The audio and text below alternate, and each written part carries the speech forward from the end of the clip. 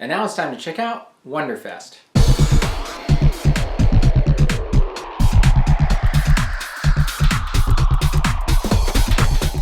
Well, hey guys, and welcome to another In a Shuttle Modeler. In this video, I'm going to give you a look at Wonderfest. And if you're not familiar with Wonderfest, it is a model show that is exclusively devoted to the genre of sci-fi. It's been going on for about 30 years. In fact, this is the 30th anniversary of the show, and it happens every year in late spring in the city of Louisville. Now, before I get started, let me give you a little info about the show. So Wonderfest is held at the Louisville Crowne Plaza Hotel, and is conveniently located near the airport. The hotel is literally across a bridge from the airport, and the Crowne Plaza provides a free shuttle to take you there, so there's no need for a taxi or a rideshare. The rooms were nice, and they provided discounted rates for the duration of the show, which I found reasonable. So just to give you a lay of the land, here's a map of the show. Wonderfest occupies pretty much the first floor of the hotel. Here we see the main dealer room, and across the way was an exhibit hall which housed additional dealers, along with the exhibits that you see listed here. And down the hallway is the Cornett Ballroom, which housed the model contest that Wonderfest is famous for. As you can see on the cover of this pocket guide, there are seminars, lectures, and presentations that you can attend. A number of these are included in your admission fee, and there are some that you have to pay an additional fee for, and I would check the Wonderfest website to register for those. The ones that required a fee for this year were already sold out by the first day of the show. After purchasing my tickets for the weekend, I sat down with Dave Hodge, one of the founders of Wonderfest, and I apologize for the sound quality of the interview. Please turn up your sound during the interview. I unfortunately did not have my mic with me. I thought what better way to start off our video here about Wonderfest than to meet with Dave Hodge, who's one of the founders of Wonderfest. He's taking time out of his busy schedule to spend a few minutes to talk with us about Wonderfest. Thanks for being on, Dave. Nice to meet you. I appreciate it. You bet. Well, let's just, can you take us back in time and tell us a little bit about about Wonderfest's early years? Wonderfest started as a one-day show, and it was at like a drive-up motel in a part of Louisville. Really? And so that was the initial concept. And at that time, I was not part of the show. I started coming the year after, but it started just as a little one-day affair where just some enthusiasts, mainly Aurora model enthusiasts, gathered to have it lasted, for the better part of a day, and then that was it, right? So the very next year, the size, the amount of folks increased quite a bit, and then from there, the show grew to the point where it actually went to 2 days. Wow. Now, it was a part of a club structure at that time. It was a club that was running it. It wasn't the same as it is now, where we essentially have a professional business that is being run. But they managed to grow and move to a Holiday Inn, and then from there we moved to here, which is the Crowne Plaza. At the time, it was called the Executive West Hotel. Right. And you have quite the staff to organize this, right?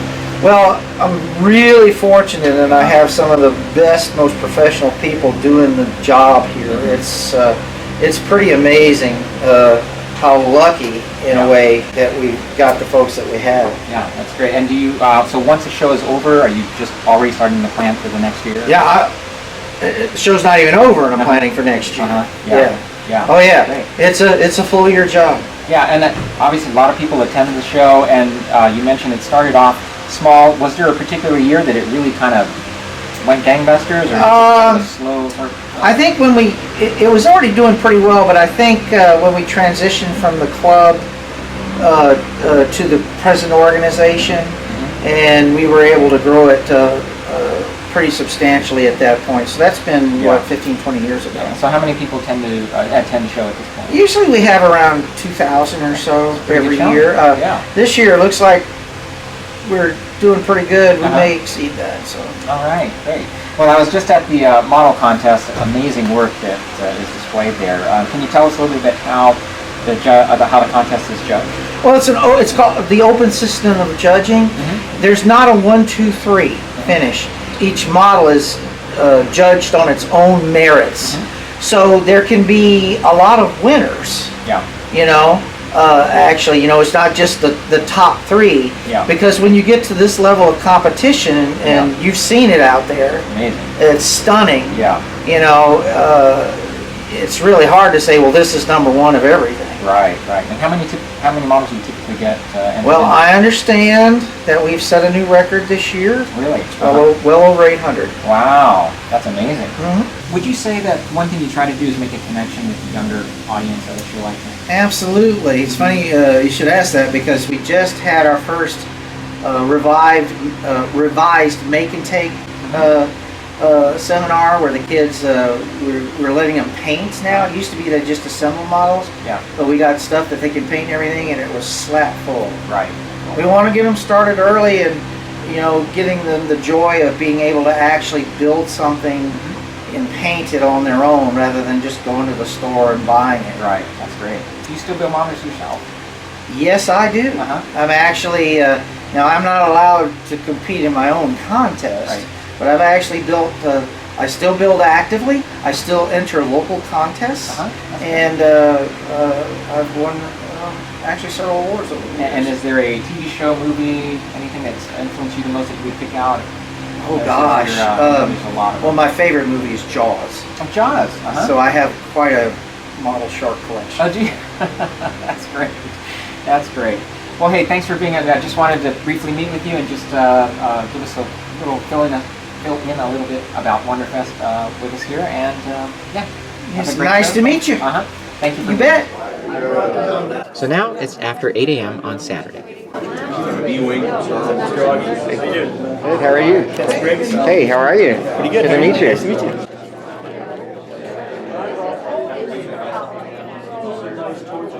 As you can see, there's a long line of modelers waiting to register their models to enter the contest. And as I walk slowly down this line, I get a peek of what's to come.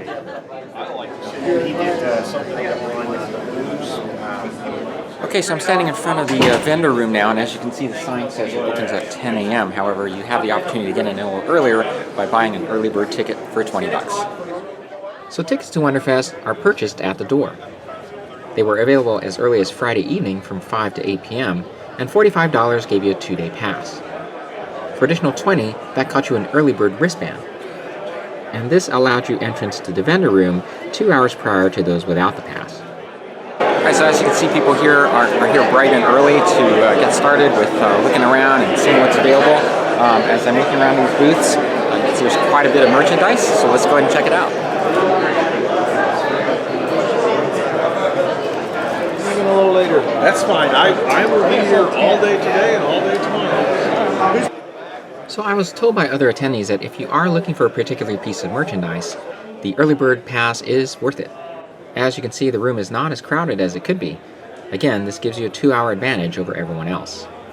As for me, I wasn't looking for anything in particular, but this was my first time and I thought I would check it out. So as you can see, if you're a sci-fi modeler, this is the place to be. There's definitely lots of sci-fi models, but you can see tons of figures as well. So besides models and figure kits, there are accessories you can purchase as well. And let me give you an example. Let's pay a visit to Starlight Projects manufacturers. So a lot of interesting items here at the show, and I'm going to introduce you now to Matt from Starlight Projects. He's got all kinds of different items. I'm going to just let him tell you what kind of items he makes here. Yes, so Starlighting Projects designs and manufactures lighted products for displaying models. I'm much more interested in the idea of creating atmospheres for models. I have some kits that I've manufactured, which are like the Bride of Frankenstein. Right now I'm very Frankenstein-centric in a lot of what I'm doing. I have Frankenstein lab machines, reproductions of Kenneth Strickfaden's work. I also make footlights, torches, lightning and thunder effects that you can add to your scene, to your diorama scenes to build things, but it's pretty much the kind of work that I do. I also do a lot of custom work for people, so if people have their own special projects, I will put things together for them. Awesome. What we're looking at here is what's called a cosmic ray diffuser from the original Frankenstein movie. Right? A lot of it is, either directly from it or it emulates it in a lot of fashion. And you design a lot of these yourself? I do. I do. Right. Like I have some vacuum tubes that I put together. They're just standalone things. I also incorporate them into some of the machines that I build. All right, so there you have it. That's Matt from Starlighting Projects. Thanks for talking to us. Glad to talk.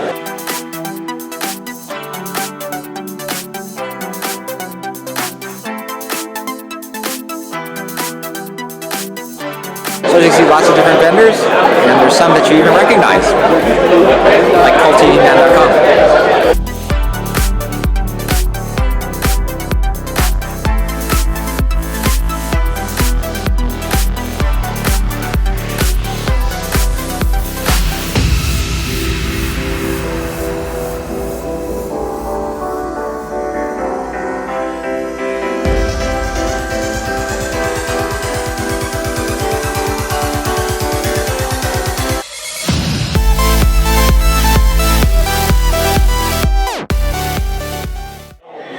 So here's a very cool display. For those of you who are Lost in Space fans, you gotta check this out.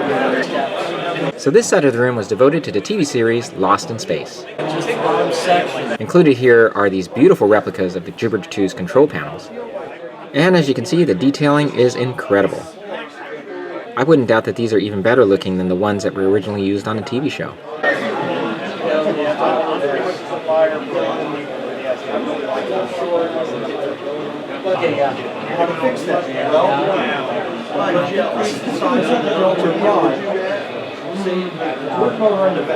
And just look at these exquisite replicas of the B9 robot. I've never seen so many in one room.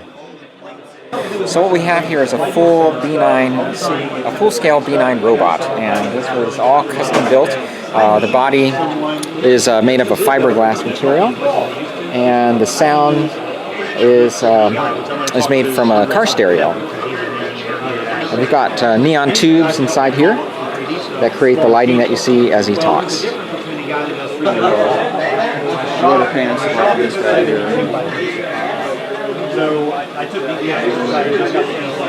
Well, it's 10 o'clock, and that means it's time for the rest of the crowd to come in. Why don't we go ahead and head over to the second exhibit room. So in this room, you can meet prop designers like Ken Palco. And here's a picture of me with Rick Sternbach, who's famous for a lot of Star Trek ship designs, including the Runabout and the USS Voyager. Along with more dealers, there were also exhibits, including this one here of Jerry Anderson models.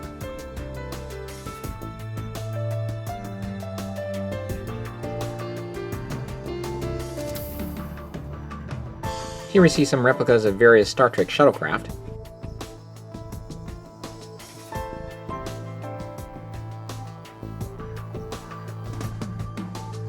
And these here from the Star Wars Sketchbook Challenge. These were all scratch-built replicas based on Ralph McQuarrie's sketchbook.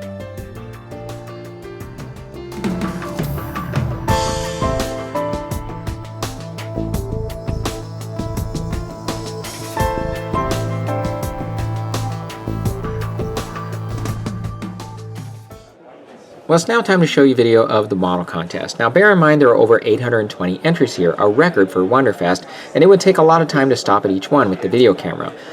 My goal here is to give you a glimpse of what was on these tables, and if you'd like to see more of these in detail, I did post an album of 270 pictures on Facebook.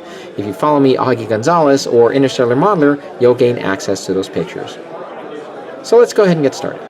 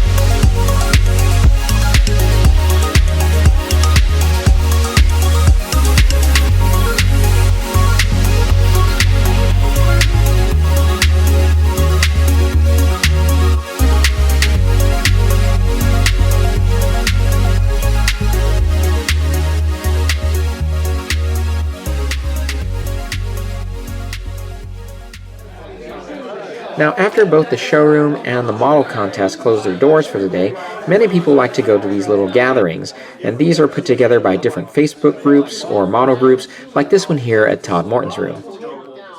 Let's take a look at some of the Space 1999 models that were on display. It is quite an impressive collection. Beefier. Yeah, And all the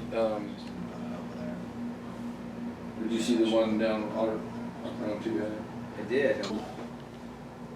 That was the one they used for the painting. the painting. The for photography. I got a tarfish. How the hell can you? Another popular event that you can peek in on is the Iron Modeler. And this is where teams of modelers have to scratch build a model using only scraps. They are reasonably clean for what they've been through. They are all functional. No, I'll do it before.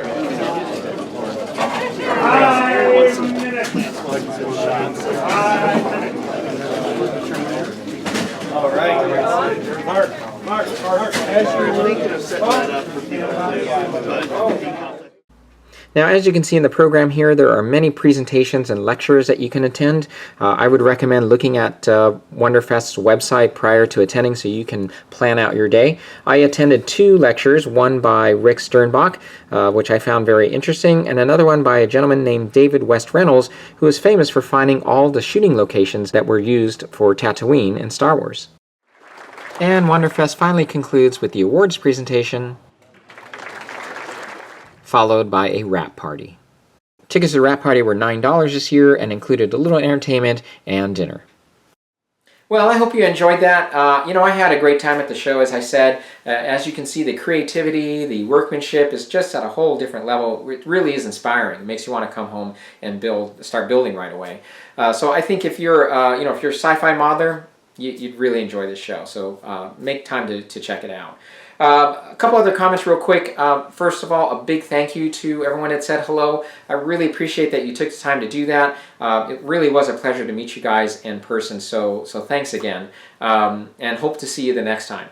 And lastly, if you are flying out from the West Coast, I flew out from San Diego, so there is a connection that you have to make. There were no direct flights to Louisville, so it takes a little bit of time to get there. It's not the longest flight I've been on, but just make sure you allow enough time I think it's best to just allow time for both days of the show. You probably could think you could cram everything in one day, but if you were to try to leave on Sunday, there weren't really a lot of options to leave out of there. So, to give yourself some time, especially if it's the first time going there, give yourself some time to experience both days. Remember, there are other things you can do besides looking at the entries there, which take a lot of time, but there are seminars and lectures and all these other things that you can take part in. I stayed there till Monday, so that gave me time actually to check out Louisville, at least downtown Louisville, which I'd never been there before, and it's really nice to walk around there. All right, well, if you have any questions, feel free to contact me here on my YouTube channel or at interstellarmodeler@gmail.com. Thanks again for watching, and I'll see you in the next one. Take care.